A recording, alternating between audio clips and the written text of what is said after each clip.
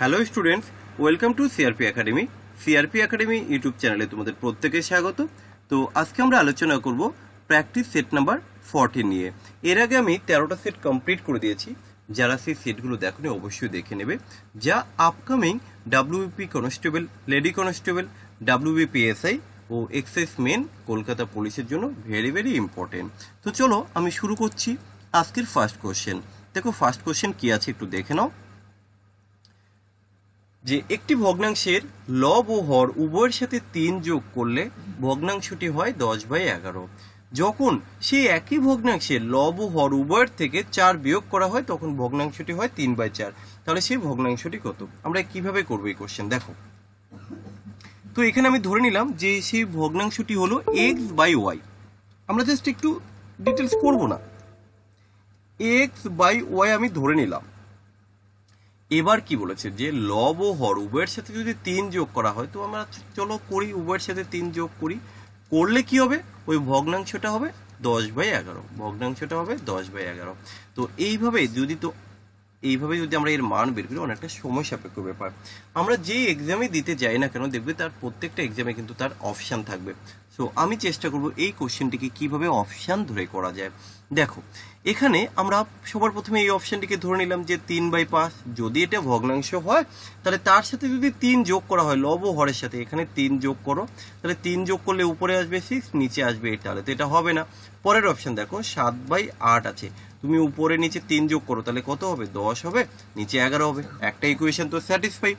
আবার কি বলছি, যদি সেই ভগ্নাংশে লব ও হর থেকে 4 বিয়োগ করা হয়, তাহলে দেখো এই যে 7/8 রয়েছে, এখান থেকে তুমি 4 বিয়োগ করো।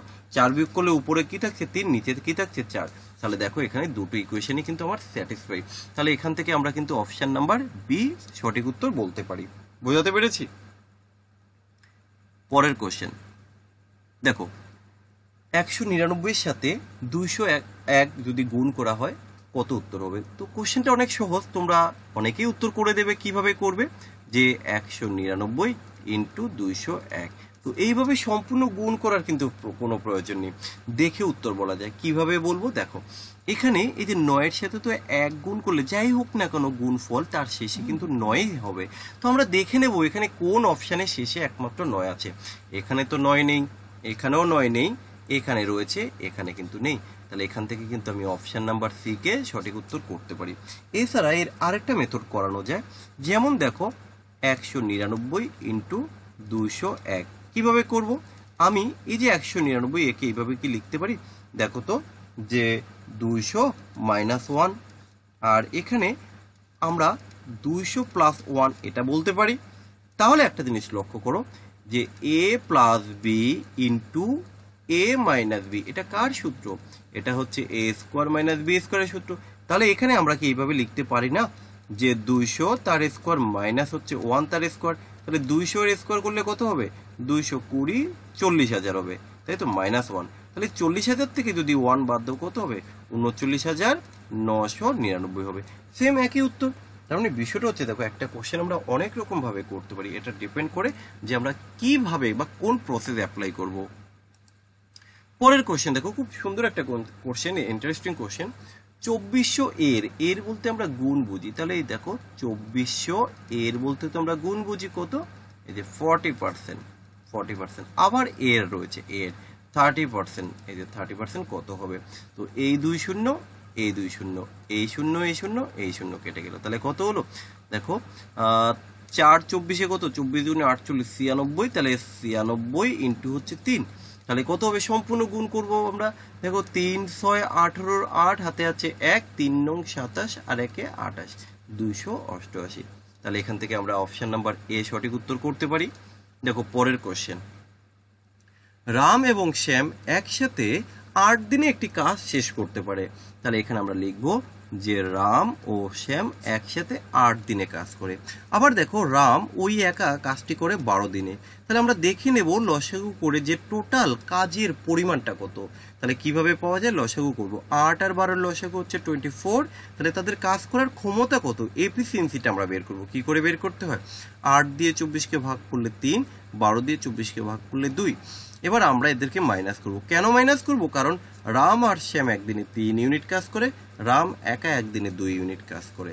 তাহলে আমরা এই কারণে মাইনাস করলে পাবো শ্যাম একদিনে 1 ইউনিট কাজ করে। তাহলে টোটাল কাজ তো 24 ইউনিট। তাহলে 24 ইউনিট কাজ করতে কতদিন লাগবে? এই যে 24 দিন লাগবে। সুতরাং অপশন নাম্বার সি হবে এখানে সঠিক উত্তর। দেখো এবারের যে কোশ্চেনটি আছে খুব সুন্দর একটা কোশ্চেন। এখানে কি বলেছে, পি এর 6/7 ইকুয়াল টু যদি হয় কিউ এর 4/5, দেন পি ইস টু কিউ কত? দেখো আমরা কি এইভাবে লিখতে পারি? দেখো তো, পি এর 3 ইকুয়াল টু সে কিউ এর 4, দেন আমরা এইভাবে বলতে পারি P is to Q equal to হচ্ছে কি 4:3। এটা তো বলা যায়। যদি এটা বলা যায় তাহলে আমরা এইভাবে কিন্তু এখানে লিখতে পারি যে এখান থেকে আমরা লিখতে পারি যে P is to Q equal to হবে 4/5 ইস টু 6/7। এবার কি করব? এবার আমরা হরকে সমান করব, করলে আমরা লবটাকে ডিফারেন্স পেয়ে যাব, তাহলে তো আমরা রেশিওটা বলে দেব। তাহলে দেখো এখানে 5 আর 7 রয়েছে, এদের এলসিএম করলে কত হবে? 35। তাহলে এর সাথে আমরা 7 গুণ করব, এখানে আমরা 5 গুণ করব। দেখো হরটা ইকুয়াল হয়ে গেল। তাহলে লবের সাথে তো তোমাকে 7 আর এখানে 5 গুণ করতে হবে। তাহলে হর যখন ইকুয়াল, লবের সাথে দেখো 4 সাথে কত হলো? 28, 5 6 30। আমরা যদি 2 দিয়ে কাটি কত হবে? 14, 2 দিয়ে কাটলে 15। তাহলে এখান থেকে আমরা অপশন সি করব। পরের কোশ্চেন দেখো কি বলেছে, 200 মিটার দৈর্ঘ্য বিশিষ্ট একটি ট্রেন 400 মিটার লম্বা একটি সেতুকে 40 সেকেন্ডে অতিক্রম করে, তাহলে ট্রেনের গতি কত? তাহলে দেখো এই যে ট্রেনের গতি আমরা জানি যে ডিস্টেন্স ইকুয়াল টু হচ্ছে স্পিড ইন্টু টাইম। তাহলে এখানে স্পিড চেয়েছে, স্পিড কি করে আসবে? স্পিড হচ্ছে ডিস্টেন্স বাই হলো টাইম। ওকে, এবার দেখো যে একটা ট্রেন যখন কোনো গাছকে অতিক্রম করবে, কোনো পোলকে অতিক্রম করবে, তখন আসলে ট্রেন কিন্তু তার নিজের দৈর্ঘ্যকেই অতিক্রম করে। আর ট্রেন যখন কোনো প্ল্যাটফর্মকে অতিক্রম করে, কোনো ব্রিজকে অতিক্রম করে, তখন ট্রেন তার নিজের দৈর্ঘ্য প্লাস ওই প্ল্যাটফর্ম বা ব্রিজের দৈর্ঘ্যকে অতিক্রান্ত করে। তাহলে এখানে আমরা দেখলাম ট্রেন কাকে অতিক্রান্ত করেছে? একটা সেতুকে অতিক্রম করেছে। তাহলে এখানে টোটাল যে লেন্থটা বা দৈর্ঘ্যটা সেটা কত হয়ে যাবে?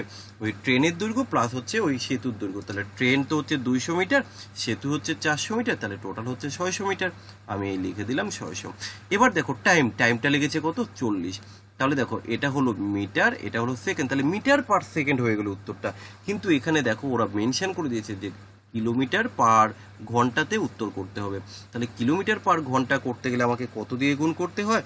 আমাকে 18/5 দিয়ে, কোথায় 18/5 দিয়ে গুণ করতে হবে। তাহলে কি করে করব? 5 40 কত? 200। 200 দিয়ে যদি 600 কে কাটি 3 হয়, 3 18 কত? 3 18 54। তাহলে এখান থেকে আমি অপশন নাম্বার সি সঠিক উত্তর করলাম, সি। চলো পরের কোশ্চেন। কারো যদি কোনো কোশ্চেন বুঝতে প্রবলেম হয় অবশ্যই সেটা তোমরা কমেন্ট সেকশনে জানাবে।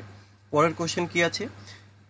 23, 34, x, 21, 19 এবং 18 এর গড় হলো 21, দেন x এর ভ্যালু কত? দেখো গড় বলতে কি বোঝায়? যে যোগফল এবং নাম্বার অফ টার্ম সংখ্যা দিয়ে কি গুণ করতে হয়, তাই তো?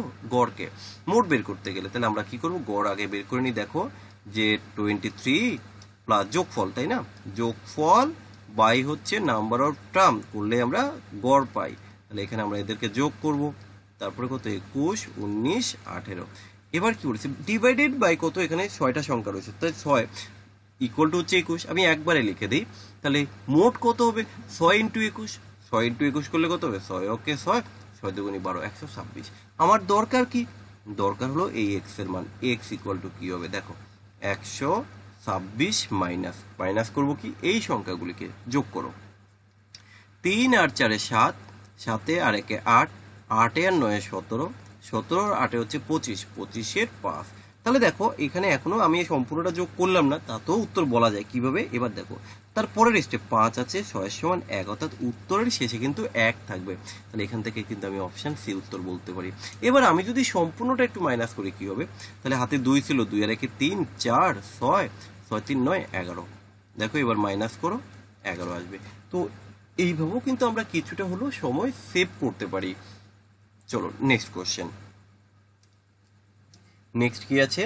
দেখো একটি ঘনকের মোট পৃষ্ঠের ক্ষেত্রফল 2904 বর্গ সেমি, তাহলে ওই ঘনকের আয়তন কত? এবার কিভাবে করব? দেখো আমরা জানি ঘনকের, ধরো এখানে ঘনকের বাহু, দেখো ঘনকের বাহুটা আমি ধরে নিলাম এ, তাহলে ঘনকের পৃষ্ঠতলের ক্ষেত্রফল কি? ঘনকের পৃষ্ঠতলের ক্ষেত্রফল হচ্ছে 6a²। তাহলে এই ক্ষেত্রফল তো বলে দিয়েছে কত, 2904। তাহলে এখান থেকে আমরা বাহুটা বের করে নেবো। a² ইকুয়াল টু কত, একবারে 6 দিয়ে ভাগ করো, 6 4 6 24, তাই তো, 4 6 24, তারপর হচ্ছে 6টা 48, 2 24, 4 6 24। তাহলে a² যদি হয় 484, a ইকুয়াল টু কত হবে, a ইকুয়াল টু আসবে 22, কারণ 22-এর স্কোয়ার করলে 484 হয়। তাহলে এ কি এখানে, এ হচ্ছে এখানে বাহু, কিন্তু এরা তো চেয়েছে ঘনকের আয়তন। ঘনকের আয়তনের সূত্র কি আমরা জানি, বাহু তার কিউব। তাহলে মানে আমরা এইভাবে বলতে পারি যে 22 তার যদি আমরা স্কোয়ার করে দিই, উত্তরটা এখানে পেয়ে যাব। এবার হ্যাঁ সরি, কিউব করি। এবার বিষয় হচ্ছে 22-এর কিউব তো তোমাদের অনেকেরই মনে নেই। তাহলে আমরা কিভাবে করব, দেখো এই যে 22 তার কিউব। তাহলে আমরা একটা কাজ করতে পারি, এখানে আমরা ডিজিট সাম কনসেপ্টটাকে কাজে লাগিয়ে দেব। ডিজিট সাম, তাহলে ডিজিট সাম কিভাবে করব, এখানে দেখো 2 আর 2 4, 4-এর কিউব, 4-এর কিউব কত, 4-এর কিউব তো 64 হয়। তাহলে এবার দেখো এই যে 64 এর ডিজিট সাম করলে কত হয়, 6 আর 4 10, ডিজিট সাম করলে 1। এবার আমি কি করব, এই চারটে অপশনের মধ্যে দেখে নেব কোন অপশনে আমাদের ডিজিট সাম করলে 1 আসে। তো সবার প্রথমে আমরা অপশন এখানে দেখে নেব, 8 আর 4 12, 12 এর ডিজিট সাম করলে 3 আসবে, তাহলে এটা হবে না। পরেরটা দেখো 8 আর 1 9, 8 4 12, তাই তো, 12 এর ডিজিট সাম করলে 3, এটাও হবে না। পরেরটা দেখো কি হবে, 9 7 আর 4 11 এর ডিজিট সাম করলে 2, 2, এটাও উত্তর হবে না। আচ্ছা পরেরটা দেখি, 8 এর 1 9, 6 10, ইয়েস, অপশন নাম্বার ডি কিন্তু চলে এসছে আমার। তাহলে দেখো আমরা ডিজিট সাম কিন্তু অনেক জায়গায় অ্যাপ্লাই করতে পারি। এবার এই ডিজিট সামের কনসেপ্ট যদি ক্লিয়ার না থাকে তাহলে তুমি করবে কিভাবে? তো যাই হোক, যারা এই ডিজিট সাম এবং সমস্ত ম্যাথের কনসেপ্ট ক্লিয়ার করতে চাও, বা আমার বাকি সমস্ত ক্লাসগুলো তোমরা একটু দেখে নিতে পারো। সমস্ত ক্লাস তোমরা যদি পরপর দেখে নিতে পারো, আশা করি তোমাদের অনেকটাই কিন্তু ইমপ্রুভ হয়ে যাবে এই ম্যাথ সেকশনে। পরের কোশ্চেন দেখো, খুব সুন্দর একটা কোশ্চেন, ইন্টারেস্টিং কোশ্চেন। যদি কোনো সংখ্যার 18% হয় 720, তবে ওই একই সংখ্যার 81% কত? আমরা কিভাবে করব, দেখো এখানে কোশ্চেনে বলে দিয়েছে 80% যদি হয় 720, দেন আমি এখান থেকে বের করব 1% কত হবে। 1% কত হবে, 18 18 18, 1% আসবে 40। তাহলে ওই সংখ্যার 81%, আমি ডাইরেক্ট 81% বের করে দেবো। 81 কত হবে, 40 ইন্টু 81, তাহলে কত হবে, 4 ওকে 4, 4 8 32, তাহলে 3240 আমরা এখান থেকে উত্তর করতে পারি। তোমরা কি করো, এই কোশ্চেনটা দেখো কি বলেছে, যদি কোনো সংখ্যার 18%, তাহলে কোনো সংখ্যাটা তো তুমি জানো না, তখনই তোমরা কি করো, এখানে ধরবে এক্স, তার 18% কত, 720। এবার এখান থেকে তোমরা এক্স ইকুয়াল টু বের করবে, কি করে বের করবে, 18 দিয়ে কাটলে 4, 40, অর্থাৎ 4000। তাহলে তুমি এখানে সংখ্যাটা কিন্তু পেয়েছো কত, 4000। এবার ওই সংখ্যার আবার 80%, অর্থাৎ এই 4000-এর আবার 80% তোমরা বের করো। দেখো 40 ইন্টু 81, সেই 40 ইন্টু 81, তাহলে এত কিছু কেন তুমি লিখবে? তোমার মেন টার্গেট কি থাকতে হবে, যে আমরা কিভাবে করলে অঙ্ক টাইমটাকে সেভ করতে পারবো। তোমার মেন টার্গেট থাকা চাই টাইম সেভিং। ওকে, চলো আমরা পরের কোশ্চেনে যাচ্ছি। কি আছে দেখো, বার্ষিক 8% চক্রবৃদ্ধির হারে 2 বছরে কত টাকা বিনিয়োগ করলে তা 29,160 টাকায় পরিণত হবে। তাহলে এই যে 29,160 টাকা, এটা কিন্তু সুদ এবং আসল মিলে, ঠিক আছে। তাহলে আসল কত টাকা আমাকে রাখতে হবে। এবার দেখো 2 বছরের সুদ কম্পাউন্ড ইন্টারেস্ট বের করার জন্য একটা সূত্র আমি বলেছিলাম, কি সূত্র, যে 2r ইন্টু আর স্কোয়ার। আর কি, আর হচ্ছে রেট অফ ইন্টারেস্ট। তাহলে এখানে 8%, তাহলে 8-এর স্কোয়ার আর 8 দুগুণী 16, তাহলে কত হবে, 16.64। তাহলে এটা হচ্ছে তোমার কম্পাউন্ড ইন্টারেস্ট। কিন্তু আমরা জানি আসল 100 ধরে করতে হয়, তাহলে এখানে আমরা লিখব যে সুদ আসল অ্যামাউন্ট, তাহলে এখানে হচ্ছে প্রিন্সিপাল। দেখো যখন 100 টাকা হচ্ছে তোমার প্রিন্সিপাল, তাহলে প্রিন্সিপাল যদি 100 টাকা হয়, সুদ যদি 16 টাকা 64 পয়সা হয়, তাহলে সুদ আসল মিলে কত হচ্ছে তোমার 16 টাকা 64 পয়সা। কত টাকার জন্য, 100 টাকার জন্য না, তাহলে সরি এখানে 116 হবে। সুদ হচ্ছে 16 টাকা 64, আসল হচ্ছে 100, তাহলে সুদ আসল হচ্ছে 116 টাকা 64 পয়সা। তখন আসল হচ্ছে 100 টাকা, কিন্তু কোশ্চেনে বলে দিয়েছে যে সুদ আসল হচ্ছে 9,160 টাকা। তাহলে আসল কত হবে, ঐকিক নিয়মে তোমরা বের করো। কি করবে, 100 ইন্টু 29,160 ডিভাইডেড বাই হচ্ছে 116.64। এই ক্যালকুলেশন তোমরা নিজেরা সলভ করো। পরে উত্তর কি হবে কমেন্ট সেকশনে দাও, দেখি তোমরা কারা ফার্স্ট উত্তর করতে পারো। ঠিক আছে, চলো পরের কোশ্চেন। রাম যদি 1 ডজন টেবিল 8,000 টাকায় কেনে এবং প্রতিটি টেবিল 800 টাকায় বিক্রি করে, তবে তার লাভের শতকরা হার কত হবে? তাহলে দেখো 1 ডজন ইকুয়াল টু হচ্ছে 12টি, সে তো 8,000 টাকা দিয়ে কিনে নিয়েছে, এবার সে প্রতিটি টেবিল 800 টাকা করে বিক্রি করবে, তাহলে 12টি টেবিলের দাম কত আসবে? যে 800 ইন্টু 12, 8-12 96, 9,600 টাকা। সে কিনেছিল কত টাকা দিয়ে? কিনেছিল 8,000 টাকা দিয়ে। কত টাকা এখানে লাভ হয়েছে? 8,000, 1,600 টাকা লাভ হয়েছে। কত টাকার জন্য 1,600 টাকা লাভ? 8,000 টাকার জন্য। তাহলে তার শতকরা কত লাভ হবে? 1,600 দিয়ে কাটলে কত হয়? 5 হয়, 5 দিয়ে কাটলে 5 20 100। তাহলে option number C is the right answer. Okay, পরের কোশ্চেন দেখো কি আছে। একটি বস্তুর চিহ্নিত মূল্য 5,640 টাকা এবং এর বিক্রয় মূল্য হচ্ছে 4,512 টাকা। তাহলে সারের শতকরা হার নির্ণয় করো বা ডিসকাউন্ট কত দেওয়া হয়েছে। তাহলে দেখো 5,640 টাকার জিনিসটা তুমি 4,512 টাকা বিক্রি করেছো, তাহলে তুমি এখানে কত টাকা ডিসকাউন্ট দিয়েছো? এটাকে তোমাকে মাইনাস করতে হবে। তো চলো আমরা মাইনাস করে নিই। কত হবে? 2 আছে 10-এর সমান 8 হলে হাতে আছে 1, 1 1 2, 2 আছে 4-এর সমান 2 হলে, ওকে, 5 আছে 6-এর সমান 1, 1228। তাহলে 1228 টাকা কি হলো? 1228 টাকা এখানে ডিসকাউন্ট দেওয়া হয়েছে। কত টাকার উপরে ডিসকাউন্ট দেওয়া হয়েছে? 5,640 টাকার উপরে। তাহলে আমরা দেখবো শতকরা কত ডিসকাউন্ট। এই শূন্য কাটলাম, 564 দিয়ে যদি আমরা কাটি দুবার হবে, কারণ 500 দুগুনি 1000, 664 দুগুনি 128, তাই তো? তাহলে এখানে আমরা দেখলাম 10 ইন্টু 2 অর্থাৎ 20। তাহলে এখানে কত শতাংশ ডিসকাউন্ট দেওয়া হয়েছিল? 20% এখানে ডিসকাউন্ট দেওয়া হয়েছিল। ওকে, চলো পরের কোশ্চেন দেখো কি আছে। 8% সুদের হারে 3 বছরে 1,800 টাকার মূলধনে সরল সুদ কত হবে? তাহলে এখানে ওরা কি চেয়েছে? সুদ চেয়েছে। তোমরা কিভাবে করো আগে আমি দেখিয়ে দিই আমার মেথডটা। দেখো 8% করে যে ইন্টারেস্ট হচ্ছে, অর্থাৎ 100 টাকার জন্য 1 বছরে 8 টাকা, তাহলে 3 বছরে কত হবে?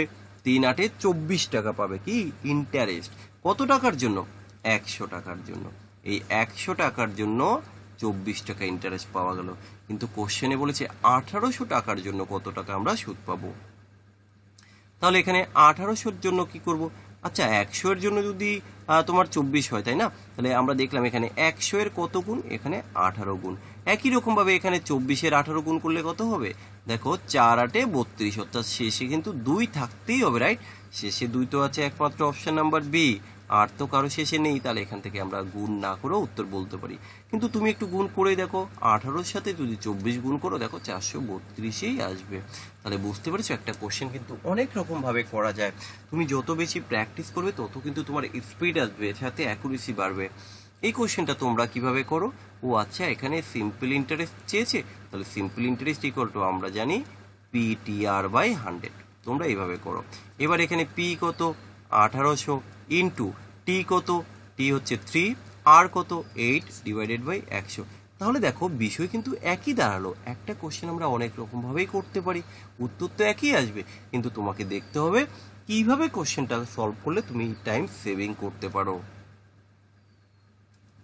পরের কোশ্চেন, রবি 6,250 টাকায় একটি পণ্য বিক্রি করে, তাতে তার 25% লাভ হয়। যদি সে একই জিনিস 6,000 টাকায় বিক্রি করতো, তবে তার লাভের পরিমাণ কত হতো? তাহলে দেখো সে 20% লাভ করে, তখন বিক্রি হয় 6,250 টাকা, তাহলে কেনা দাম কত? তো আমি ধরে নিলাম তার কেনা দাম হচ্ছে 100 টাকা। এবার সে 25% লাভ করেছে, অর্থাৎ 125। 125 আমি পার্সেন্টেজ ধরে করি, 125%-এর জন্যে কিন্তু কত এসছে? 6,250 টাকা। তাহলে ক্রয় মূল্য তো আমার 100 টাকা, তাহলে 100% ইকুয়াল টু কত হয় আমরা বের করে নেব। কিভাবে বের করব? দেখো এই যে 125-এর কত গুণ? 5 100 500, 5 25 125, অর্থাৎ 50 গুণ।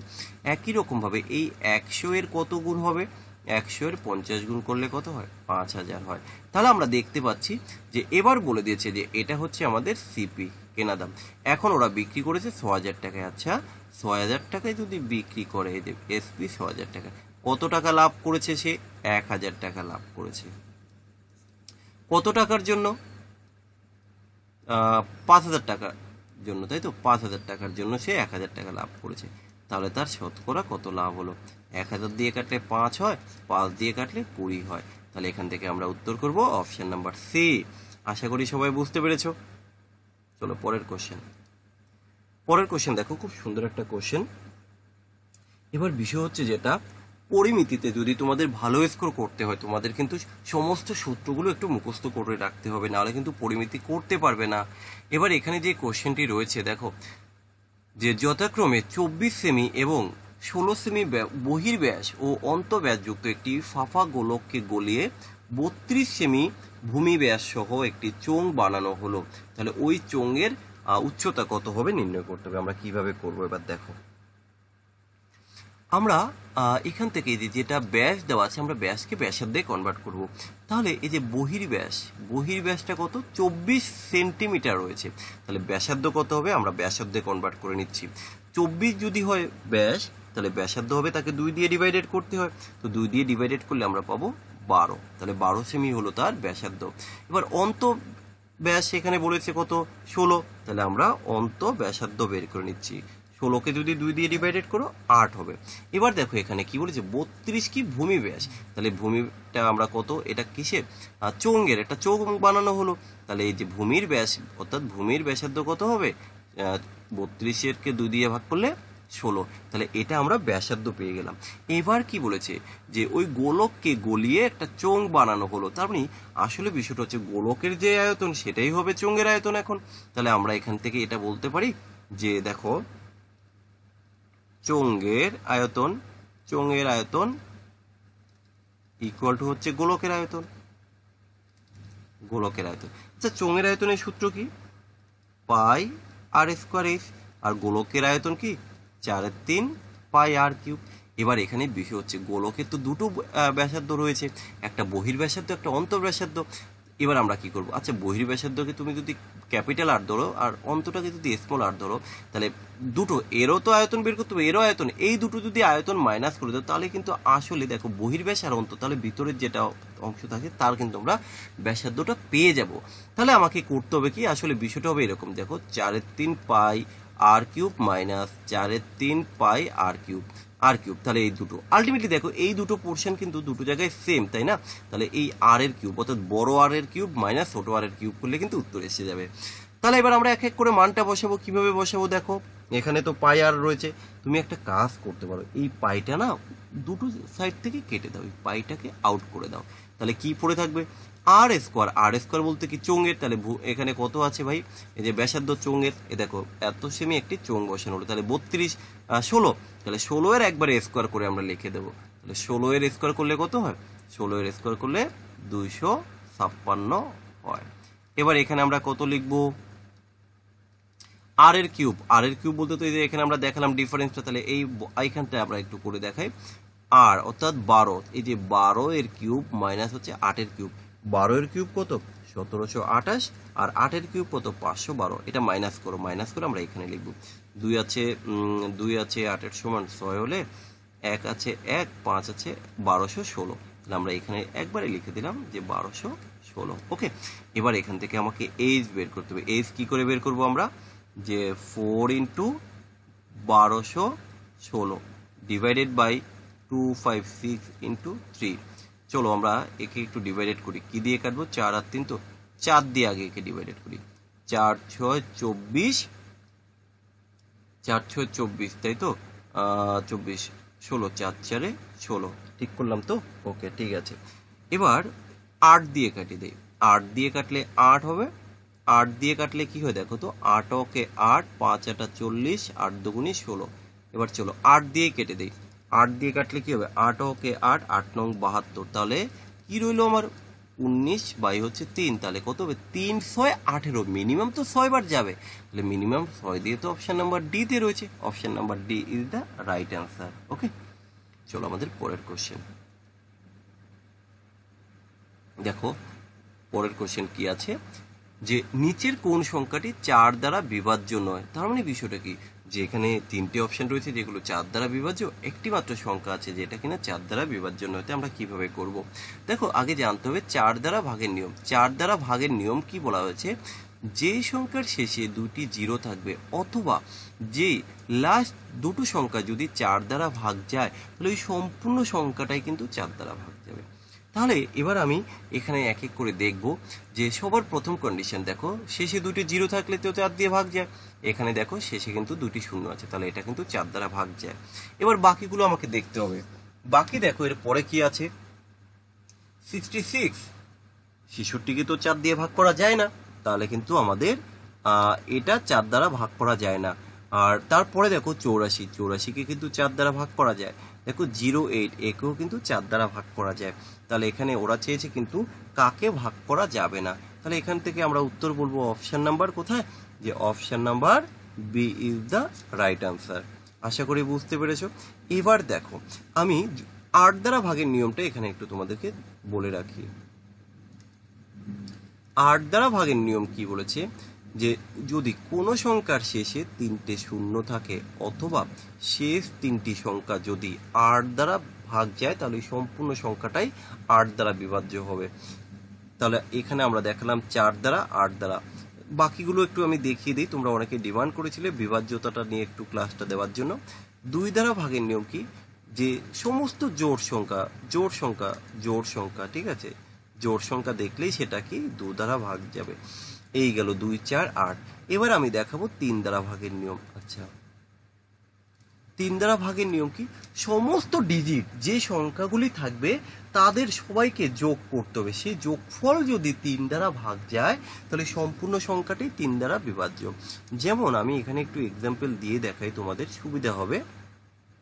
1, 2, 3, 4, যে এই সংখ্যাটিকে 3 দ্বারা বিভাজ্য কি করে করবে, 1 প্লাস 2 প্লাস 3 প্লাস 4 কত হলো, 4 এর 3 7, 8 3 10। তাহলে এটা কিন্তু 3 দ্বারা ভাগ যাবে না, বোঝাতে পারলাম। এবার দেখো 6 দ্বারা ভাগের নিয়মটা একটু জেনে রাখো। 6 দ্বারা ভাগের নিয়ম কি, যেই সংখ্যাকে তুমি 2 দ্বারা এবং 3 দ্বারা, অর্থাৎ দুইটি সংখ্যা দিয়ে কিন্তু যেতে হবে। 2 দ্বারা ও 3 দ্বারা যাকে ভাগ করা যায় তাকে অবশ্যই আমরা 6 দ্বারা ভাগ করতে পারবো। এবার দেখো 2 দ্বারা তো ভাগের নিয়ম আগেই বলে দিয়েছি, জোড় সংখ্যা থাকলে আর ভাগ করার দরকার নেই, দেখেই বুঝবে 2 দ্বারা ভাগ যায়। এবার 6 দ্বারা আর 3 দ্বারা কি, এই যে 3 দ্বারা এক্ষুনি যে নিয়ম বললাম এটা অ্যাপ্লাই করতে হবে। যেমন একটা এক্সাম্পল আমি দেই, সে আমি তোমাকে বললাম 2, 3, 4, 5, 6, আর একটা বললাম ধরো 2, 3, 4, 5, 5। তাহলে এই দুটোর মধ্যে কি কোন সংখ্যাটি 6 দ্বারা ভাগ যায়, বা হতেই পারে দুটোই যায় না, তাহলে আমরা একটু চেষ্টা দেখে নেব। সবার প্রথমে চলে আসবো যে আমরা এখানে যে সংখ্যাটি রয়েছে 6 দ্বারা ভাগ যায় কিনা সেটা দেখতে গেলে আগে দেখতে হবে আমাকে 2 দ্বারা ভাগ যায় কিনা। তো ইয়েস, এই যে লাস্ট ডিজিট দেখেই বলবো আমরা হ্যাঁ 2 দ্বারা ভাগ যায়। এবার কথা হচ্ছে শুধু 2 দ্বারা ভাগ গেলে তো হবে না, 2 এর সাথে তোমাকে 3 দ্বারাও ভাগ যায় কিনা দেখতে হবে। এবার 3 দ্বারা ভাগের নিয়ম কি, সমস্ত ডিজিটের যোগ করো, চলো করে দেখি। 3, 8, 2, 5, 8, 4, 9, 9, তাই তো 9, 8, 6, 15 আর 5 হচ্ছে 20। না, 20কে তো 3 দ্বারা ভাগ করা যাবে না, তাহলে কিন্তু দেখো 2 দিয়ে ভাগ করা গেছে কিন্তু 3 দিয়ে ভাগ যায়নি, তাহলে এই সংখ্যাটি কিন্তু আমার কি 6 দ্বারা ভাগ যাবে না। এবার দেখো দ্বিতীয় যে এক্সাম্পলটা রয়েছে, এখানে আমরা দেখবো এই সংখ্যাটা কি 6 দ্বারা ভাগ যায়। এবার আমি কি করব, আমি তো জানি যে 2 এবং 3 দ্বারা ভাগ যায় কি, যদি যায় তাহলে সংখ্যাটি 6 দ্বারা ভাগ যাবে। এবার সবার প্রথমে আমি এখানে 3 দিয়ে দেখলাম, 2 দিয়ে ভাগ করব। তা 2 দিয়ে দেখলাম যে না, শেষে এটা তো জোড় সংখ্যা না, তাহলে 2 দিয়ে কিন্তু এটা ভাগ যাবে না। আরে ভাই, যেই সংখ্যা 2 দিয়ে ভাগ যায় না তাকে আর কেন তুমি 3 দিয়ে দেখতে যাবে, কারণ আমার তো দেখতে হবে শুধু অপশন এলিমিনেট করার জন্য। তাহলে তোমরা 3 এবং 6 দ্বারা ভাগের নিয়মটাও বুঝতে পেরেছো। এবার আসো 9 দ্বারা। 9 দ্বারা ভাগের নিয়ম কি, দেখো 3-এর নিয়ম আর 9-এর নিয়ম কিন্তু D2 সেম। 3-এর ক্ষেত্রে আমরা কি করেছিলাম, এই যে এই যোগফলটাকে আমরা 3 দিয়ে ডিভাইডেড করেছি, আর 9-এর ক্ষেত্রে আমরা এই যে যোগ হবে এই যোগটাকে আমরা 9 দিয়ে ভাগ করব। যদি ওই ভাগফল 9 দ্বারা ভাগ যায়, ওই যোগফল যদি 9 দ্বারা ভাগ যায় সম্পূর্ণ সংখ্যা 9 দ্বারা ভাগ যাবে। যেমন আমি এখানে একটু এক্সাম্পলটা দিয়ে দিই, যে 2, 3, 4, 5, 6 এটা কি ভাগ যায়, আমরা যোগ করব কিভাবে, দেখো 6 আর 5, 11, 8, 4, 15, 15, 3, 18 আর 2, 20। তাহলে 20কে কি তুমি 9 দিয়ে ভাগ করতে পারবে, কখনোই ভাগ করা যায় না। তো এই ছিল মোটামুটি যে ভাগের নিয়মগুলো। যাই হোক, এই যে ভাগের নিয়ম বা ডিভিজিবিলিটি রুল, এই রুলগুলো তোমরা সবাই একটু ভালো করে জেনে রাখবে। কারণ কি বলতো, এখান থেকে কিন্তু তোমাদের পরীক্ষায় কোশ্চেন আসতে পারে এবং আসে। নাম্বার সিস্টেম থেকে কিন্তু কোশ্চেন প্রায় পরীক্ষায় খুব আসে, এবং লসাগু গসাগু থেকে বেশ কিছু চ্যাপ্টার আছে যেগুলো খুব ইম্পর্টেন্ট, এখান থেকে প্রচুর কোশ্চেন পরীক্ষায় আসে। তো যাই হোক, তোমরা ভালো করে ক্লাসগুলো দেখো, আশা করি তোমাদের অনেকটাই ইমপ্রুভ হয়ে যাবে। তোমরা এই ম্যাথ সেকশনে যদি ভালো করতে চাও, তোমরা আমার এই ক্লাসগুলো মনোযোগ সহকারে দেখো, দেখবে ম্যাথের ভয় তোমাদের অনেকটাই দূর হয়ে গেছে। তো যাই হোক, আজকের ভিডিও এই অবধি। সবাই ভালো থাকো, ভালো করে প্র্যাকটিস করো। ওকে, বাই।